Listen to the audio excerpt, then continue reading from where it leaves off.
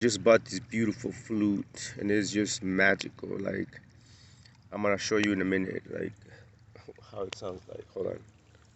Let's see.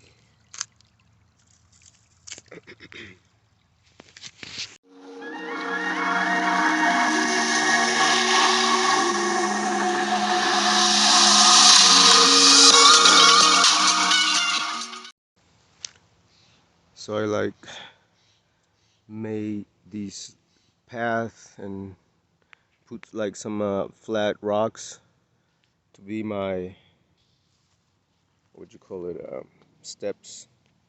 So this is where I come, and really like dive deep into prayer. Like when we talk about, Christ saying like, hey, when you pray, don't do it in the public, do it in secret. Uh, do it in secret where like you and the father and the mother, you're having a private conversation with your parents, and it's like when you want to have a conversation with your mother and your father, right, about like something very like uh what we say very private. Like, you don't do it out in the public, especially where people are gonna listen to the conversation that only pertains to you guys. Well, it's like the same deal like with your father and your cosmic father, your cosmic mother, that you go into intimate time with them, to spend it in secret between you and the Alayam and the father, Amanawa, Abanawa, alone, right? So this is my spot. Um, and I got, my hape right here ready. I got some just beautiful music that I usually play when I'm by myself. One of these days I'll be sharing like, I just bought this beautiful flute and it's just magical. Like, I'm gonna show you in a minute, like how it sounds like. Hold on. Let's see.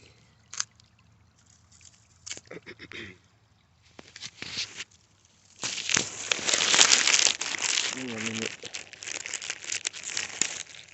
Let me see right there.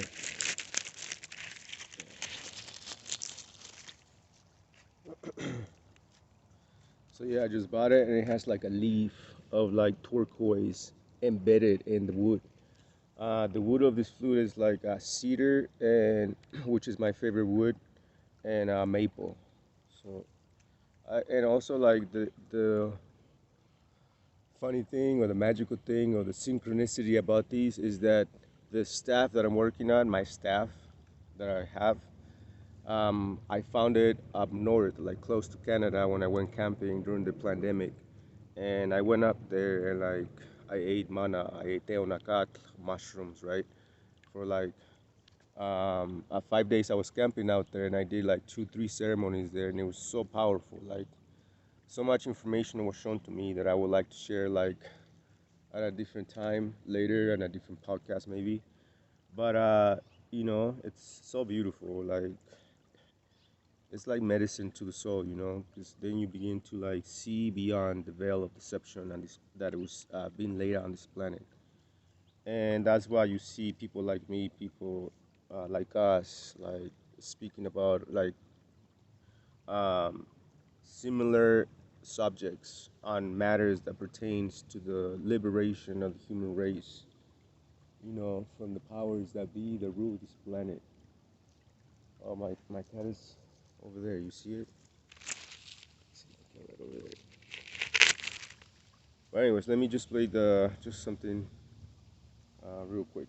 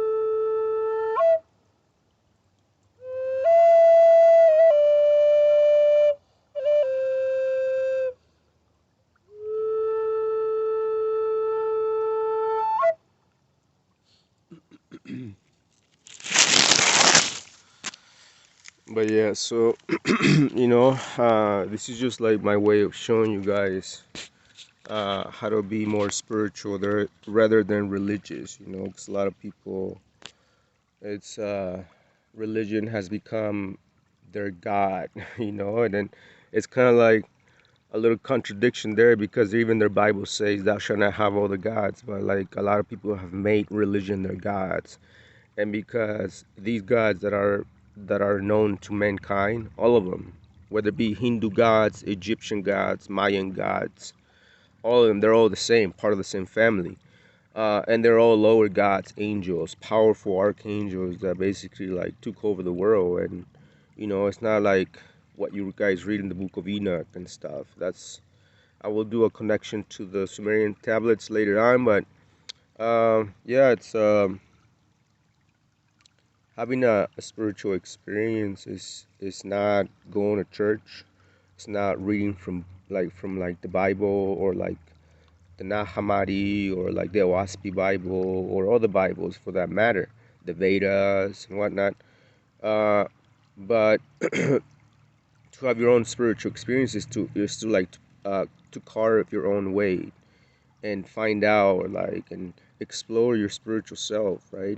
Your mind, your soul, man. It's like and then to do that, obviously, you brothers have to eat uh the food of the gods, the flesh of the gods, which is mushrooms. And when you guys eat the meat, right? The meat of the gods, the flesh of the gods, or the what would you call it? The mana, right? The mana. It will begin to like open up your spirit to like different wavelengths of understanding, right? So, and that's what people need because the wavelength of understanding that is being set up today is the same one that was created way back during the times of creation. Why? Because that was a system to enslave humanity at a collective level and have them be of a hive mind, meaning that everybody was thinking of the same shit, right? Nobody, until obviously, you guys, the story of Genesis is not what they say, but the story of Genesis is basically like, then when that happened, you have the sons of light that were scattered abroad. That was like the first creation of the human race was like these civilizations of light, elevated beings that created like amazing, beautiful, powerful civilizations way in times of antiquity, right? Millenniums ago, and the evidence is in the rocks. Like when you guys see the destruction of these, you know, um, of these buildings, you know, you will you will see the evidence of like much advanced civilizations than ours, right? The human race today, the modern human race today, they're just catching up to like what was before.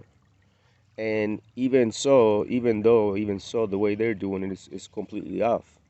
It's like they created like a system of slavery upon another system of slavery upon another system of slavery, and they call it freedom and liberty and the republic and all that, and that's all over the world. That's all over the world. It's not just in the USA, it's all over the world. The same system is at bay, created by the same systems that created the enslavement system of the mind and the soul, which is the hive mind, right? Because if you question the narrative, then all of a sudden you're the enemy of the state.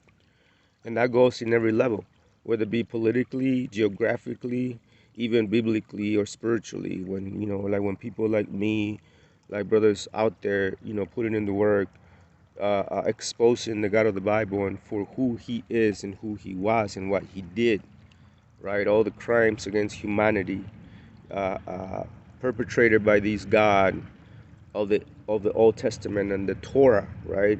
You guys call him Yahweh, right? The Tetragrammaton, Jehovah, Yahweh, Yahuwah, whatever vowels you guys want to use. We're talking about the same individual, right?